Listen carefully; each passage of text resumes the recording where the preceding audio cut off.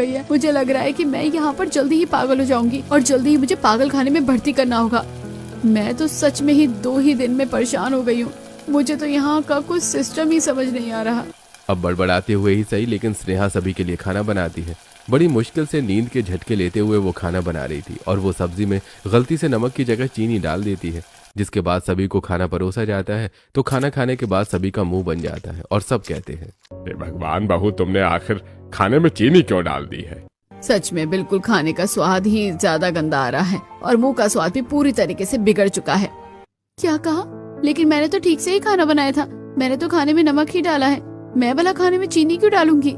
अरे भाभी, हमें भी आपको बोलने का कोई शौक नहीं है। अब आपने खाने में चीनी डाली है इसलिए तो हम बोल रहे हैं, वरना हम भी आपको बिना वजह क्यों बोलेंगे? मैं सब समझ रही हूँ बहू, आजकल तेरा काम करने में बिल्कुल भी ध्यान नहीं है, इसलिए ऐसी गलती हो रही है। तू जरा ठीक से काम किया कर। अब सुबह 4 बजे तक स्नेहा ने सभी को खाना परोसा था और ऊपर से उसकी गलती की वजह से उसे सुनने को भी मिल गया था। अब स्नेहा को इतनी ज्यादा नींद आ रही थी कि वो हर काम में अब गड़बड़ करने लगी थी। जैसे स्नेहा जब कपड़े धोने बाथरूम में जा रही थी तब शांति आती है। अरे बेटा, एक काम करना, तुम ये सारा सामान छत पर ले जाना, मैं अभी छत पर जाकर बैठूंगी। जी ठीक है मम्मी जी। अब स्नेहा को शांति ने जो चटाई और कुछ खाने का सामान दिया था वो स्नेहा जाकर वॉशिंग मशीन में डाल देती है। चलो, अब कपड़े मैंने धोने के लिए तो डाल दिए हैं, अब जाकर छत पर चली जाती हूँ। ऐसे स्नेहा हर चीज को गलत कर रही थी और गलत बोल रही थी। अब वो छत पर जाती है और जो मैले कपड़े थे उन्हें वहां पर रख देती है।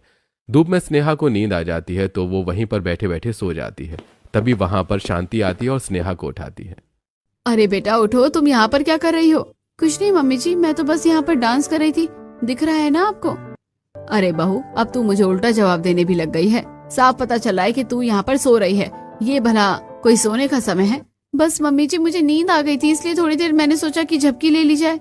अच्छा ठीक है, अब जल्दी से उठकर घर का बाकी सारा काम कर ले। और एक बात बता, मैंने तुझे छत पर चटाई और खाने का सामान लाने को बोला था, कहाँ रखा है तूने? वो तो मैंने धोने के लिए वॉशिंग मशीन में डाल दिया है। आखिर तूने ऐसा क्यों किया भला?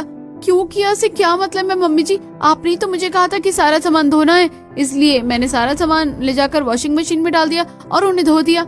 ये बात सुनकर शांति भड़क जाती है और भड़कते हुए कहती है, हे भगवान बहू, पता नहीं तू आजकल क्या कर रही है, मुझे तो कुछ समझ नहीं आ रहा। मैंने तुझे सारा सामान छत पर लाने को कहा था और तूने उसे वॉशिंग मशीन में डाल दिया।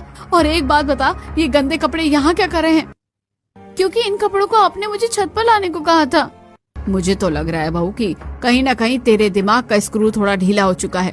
भला मैं मैले कपड़ों को छत पर लाने के लिए तुझे क्यों कहूंगी? आजकल तेरा दिमाग बिल्कुल भी ठीक से काम नहीं कर रहा है। अपना काम जरा ठीक से किया कर, वरना अच्छा नहीं होगा।